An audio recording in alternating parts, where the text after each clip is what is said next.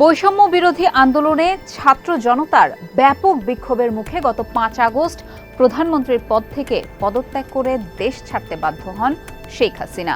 আন্দোলনের সময় তো বটেই, সরকারবিহীন পরের অন্তত ৩ দিন দেশের বিভিন্ন স্থানে রাজনৈতিক হামলা হয়। হত্যা, ভাঙচুর, অগ্নিসংযোগ, লুটপাটের অসংখ্য খবরও প্রকাশ্যে আসে।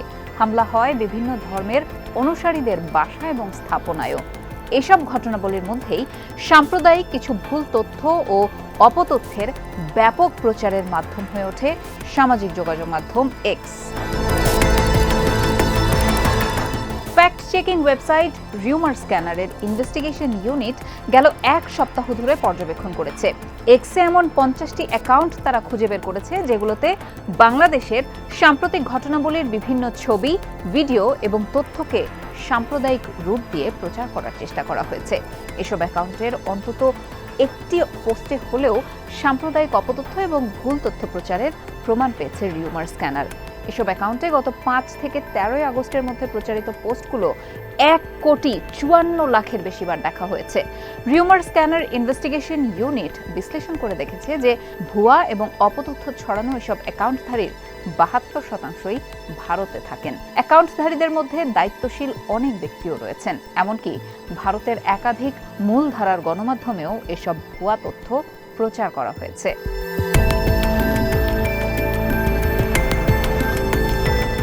গত ৭ জুলাই বগুড়ায় জগন্নাথ দেবের রথযাত্রায় বিদ্যুৎপৃষ্ট হয়ে ৫ জনের মৃত্যু হয়।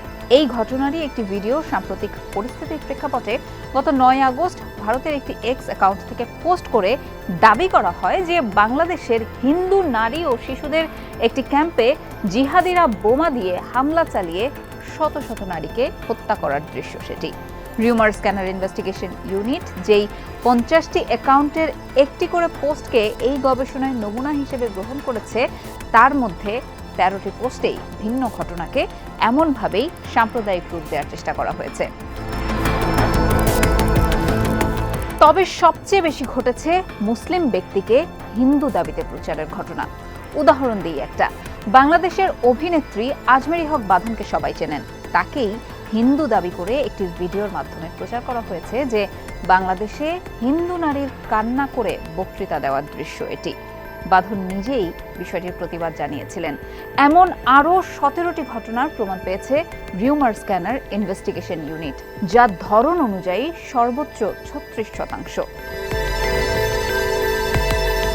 এছাড়া ভিন্ন ঘটনার পুরনো কিছু ভিডিও, মুসলিমদের স্থাপনায় সাম্প্রতিক হামলাকে হিন্দুদের স্থাপনায় হামলা বলে দাবি, বা ভিন্ন স্থাপনায় অগ্নিসংযোগের ঘটনাকে হিন্দুদের স্থাপনায় হামলার দাবি, রাজনৈতিক স্লোগানের বক্তব্যকে ভিন্ন বক্তব্য বলে দাবি, স্ক্রিনশটের বিকৃতি, ভুয়া বক্তব্য, বিএনপির নামে ভুয়া টেলিগ্রাম অ্যাকাউন্টের বরাতে ভুল তথ্য এবং হিন্দু নিহতের সংখ্যা নিয়ে ভুয়া দাবির মাধ্যমে এসব অর্ধশতাধিক ভুয়া তথ্যের ব্যাপক প্রচার লক্ষ্য করেছে রিউমার স্ক্যানার। প্রচারিত পোস্টগুলোর ক্ষেত্রে দেখা গেছে ভুয়া তথ্যের প্রচারে ৮০% ক্ষেত্রেই ব্যবহার করা হয়েছে ভিডিও ফুটেজ। এসব ভিডিও ফুটেজের মধ্যে ১৫টি ৫ আগস্টের পূর্বের ঘটনার ভিডিও। বাকিগুলো সরকার পতন পরবর্তী বিভিন্ন সময়ের ঘটনার হলেও এসব ফুটেজকে সাম্প্রদায়িক ভুয়া তথ্যের প্রচারে ব্যবহার করা হয়েছে।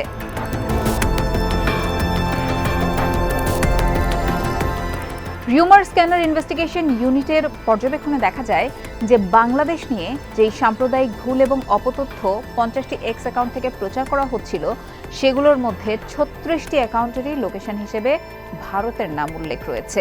এছাড়া লোকেশন হিসেবে আছে হাঙ্গেরি, যুক্তরাজ্য, ফিনল্যান্ড, যুক্তরাষ্ট্র, কাতার, সুইডেন, সোমালিয়া, থাইল্যান্ড এবং বাংলাদেশ উল্লেখ রয়েছে একটি করে অ্যাকাউন্টে।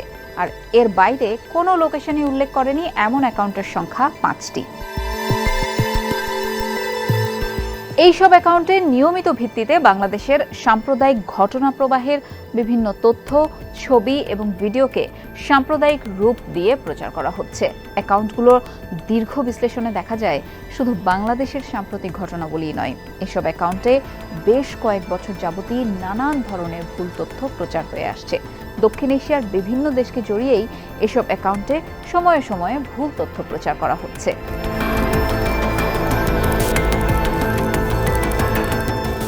সম্প্রতি এক হিন্দু ব্যক্তি তার নিখোঁজ পুত্রের সন্ধান দাবিতে মানববন্ধন করছে এমন দৃশ্য দাবি করে একটি ভিডিও ভারতের মূলধারায় অন্তত 3টি গণমাধ্যম এশিয়ান নিউজ ইন্টারন্যাশনাল বা ANI, NDTV ও মিরর নাওয়ের এক্স অ্যাকাউন্ট থেকে প্রচার করা হয়।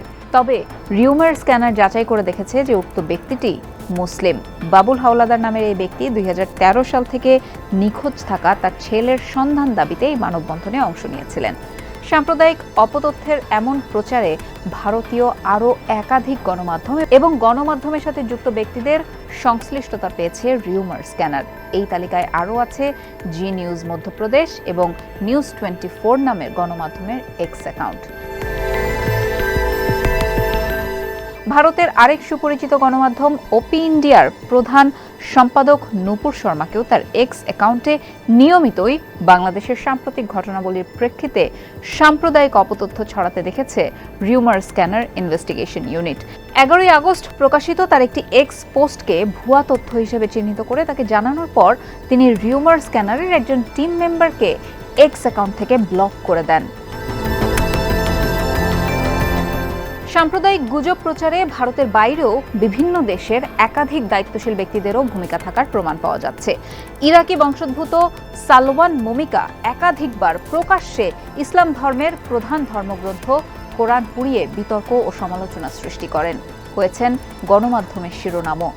এই ব্যক্তিকে তার এক্স অ্যাকাউন্ট থেকে নিয়মিত বাংলাদেশকে জড়িয়ে সাম্প্রদায়িক অপতথ্য প্রচারের প্রমাণ পাওয়া গেছে।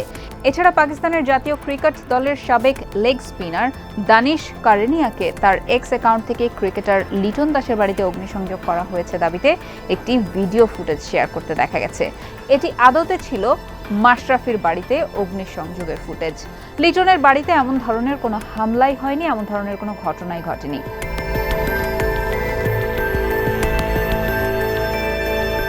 বাংলাদেশের সাম্প্রতিক ঘটনা প্রবাহে সাম্প্রতিক কোনো মৃত্যুর খবর বিশ্বস্ত সূত্রে পাওয়া যায়নি। তবে এটা সত্যি যে সাম্প্রদায়িক হামলার বেশ কিছু ঘটনা দেশের বিভিন্ন স্থানে ঘটেছে বইকি। রাজনৈতিক পট পরিবর্তনের আবহের মধ্যে এমন হামলাগুলোকে সামনে রেখে এক্সে সাম্প্রদায়িক অপতথ্য প্রচারের ভয়াল রূপ দেখেছে রিউমার স্ক্যানার ইনভেস্টিগেশন ইউনিট।